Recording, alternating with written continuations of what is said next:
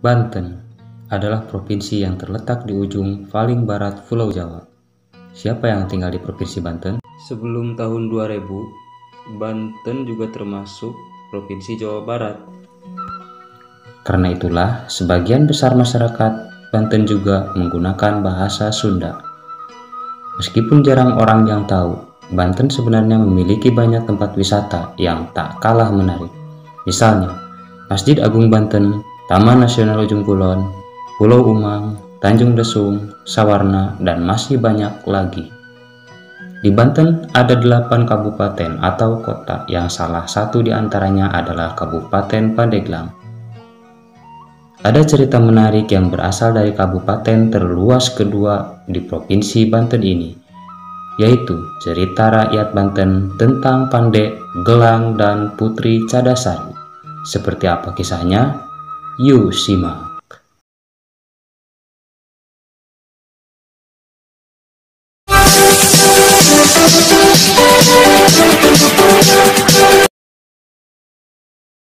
Alkisah.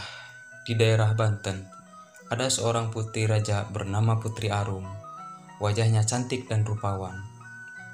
Kulit dan hatinya lembut selembut sutra. Tidak heran jika banyak pangeran yang ingin menjadikannya sebagai prameswuri. Dari sekian banyak pangeran, tersebutlah 2 orang pangeran yang ingin menjalin kasih dengan sang putri. Kedua pangeran itu adalah Pangeran Sae Bagus Lana dan Pangeran Cunihin. Mereka teman seperguruan, namun memiliki sifat yang berbeda. Sesuai dengan nama mereka, kata Sae Bagus Lana dalam bahasa Sunda berarti laki-laki yang baik hati, sedangkan Cunihin berarti laki-laki yang suka menggoda wanita. Mengetahui perawakan kedua pangeran tersebut, maka Putri Arum memilih Pangeran Sae Bagus Lana sebagai kekasihnya. Rupanya, Pangeran Cunihin tidak rela menerima kenyataan tersebut.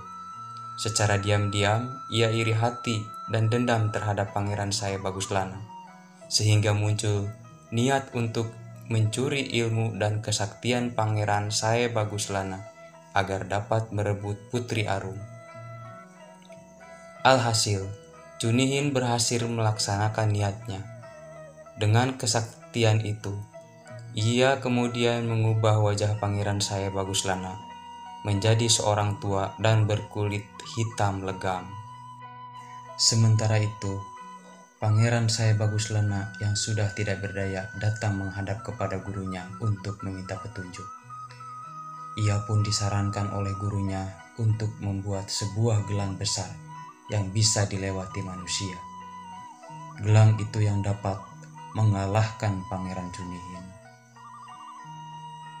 Jika Pangeran Cunihin melewati gelang tersebut, maka seluruh kesaktiannya akan lenyap dan kembali kepada Pangeran Sae Bagus. Setelah mendengar nasihat sang gurunya, Pangeran Sae Bagus Lana pergi ke sebuah kampung untuk menjadi seorang pembuat gelang atau pandai gelang tanpa sepengetahuan Putri Arum. Sejak itulah ia pun dipanggil dengan nama Pandai Gelang. Penduduk setempat akrab memanggilnya Ki Pandai. Suatu hari, ketika melintas di Bukit Manggis, Pandai Gelang melihat seorang gadis cantik duduk termenung seorang diri. Rupanya, gadis itu tidak asing lagi baginya. Ia adalah Putri Arum yang sedang bersedih karena tidak ingin menikah dengan Pangeran Cunihin yang terkenal kejam dan bengis itu. Meskipun ia tahu kalau gadis itu kekasihnya, Pangeran Sae Bagus Lana tidak ingin membongkar penyamarannya agar sang kekasih tidak bertambah sedih.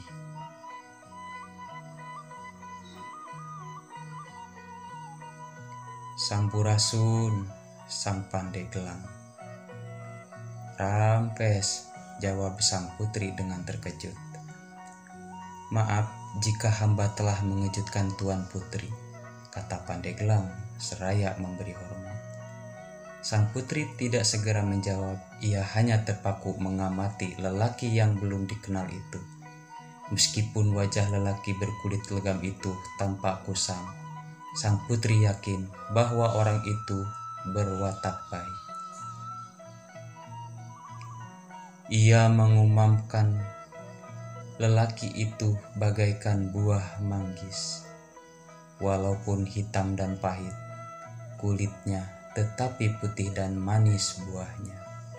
Dengan keyakinan itu, sang putri tidak segan untuk menjawab sapaan lelaki setengah baya itu. "Maaf, Aki siapa dan berasal dari mana?" tanya sang putri. "Nama hamba Pandegelang. Orang memanggil hamba Ki Pande," jawab lelaki itu. "Maaf Tuan Putri, sekiranya hamba boleh tahu mengapa Tuan Putri tampak gundah gulana?" tanyanya. Sang putri kembali terdiam sambil meneteskan air mata.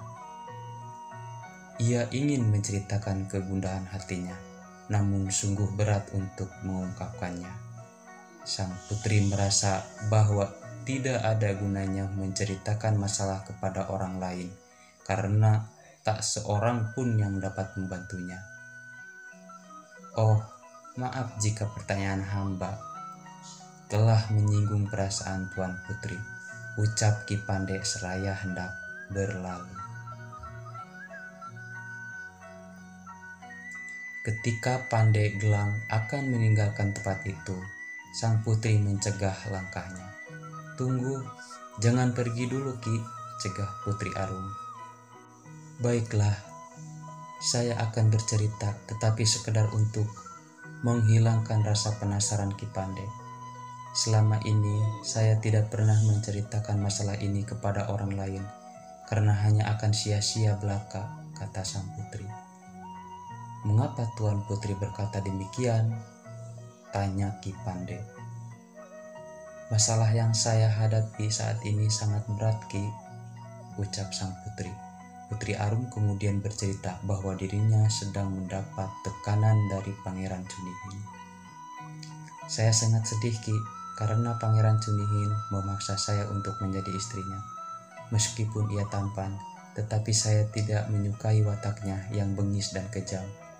Namun, saya tidak berdaya untuk menghadapinya karena ia sangat berkuasa dan sakti mandraguna," ungkap Putri Arum. Sejenak Ki Pande tertegun. Hatinya sangat geram mendengar sikap dan perilaku Pangeran Cunihin yang semakin menjadi marah. Ia tak sabar lagi ingin menghajar pangeran bengis itu. Meski demikian, ia tetap berusaha menyembunyikan amarah dan mencoba untuk menenangkan hati kekasihnya itu. "Hamba turut bersedih Tuan Putri," ucap Pandeglang berlinang air mata. "Terima kasih Ki atas perhatiannya. Tadinya saya mengira wangsit yang saya terima benar adanya," ungkap Putri Arum.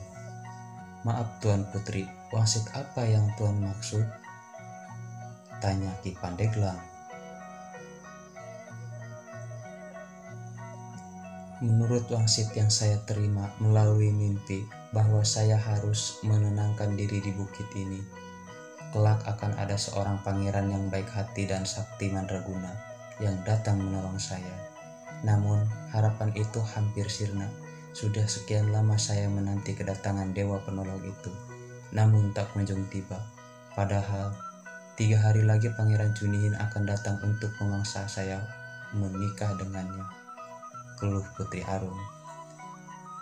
Pandeglang kembali tertegun. Ia menyadari bahwa dewa penolong yang dimaksud sang putri adalah dirinya. "Maaf Tuan Putri, kalau boleh hamba menyarankan, sebaiknya Tuan Putri mau menerima keinginan Pangeran Cunihin itu," ujar Ki Pande. Mulanya sang putri menolak saran itu, karena bagaimana mungkin ia bisa menikah dengan Pangeran Cunihin yang sangat dibencinya itu. Namun setelah lelaki itu menjelaskan bahwa sang putri tidak menerima begitu saja, tetapi dengan syarat yang berat, akhirnya sang putri mau menerima saran itu. Syarat tersebut adalah Pangeran Chunhyang harus melubangi batu keramat hingga bisa dilalui manusia. Selain itu, batu keramat itu harus diletakkan di sekitar pantai sebelum dilubangi. Untuk menyelesaikan pekerjaan tersebut memerlukan waktu 3 hari. Dengan demikian, tentu saja setengah dari kesaktian Pangeran Chunhyang akan hilang.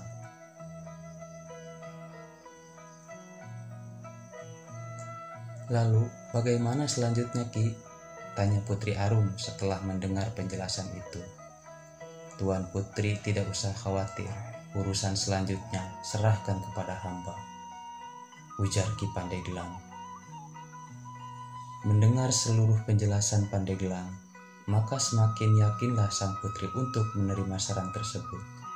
Setelah itu, Pandeglang kemudian mengajak Tuan Putri Arum ke tempat tinggalnya untuk mengatur siasat. Perjalanan menuju tempat tinggal Ki Pandeglang ternyata cukup jauh dan melelahkan, sehingga membuat Putri Arum jatuh pingsan di atas sebuah batu cadas saat akan tiba di kampung Pandeglang.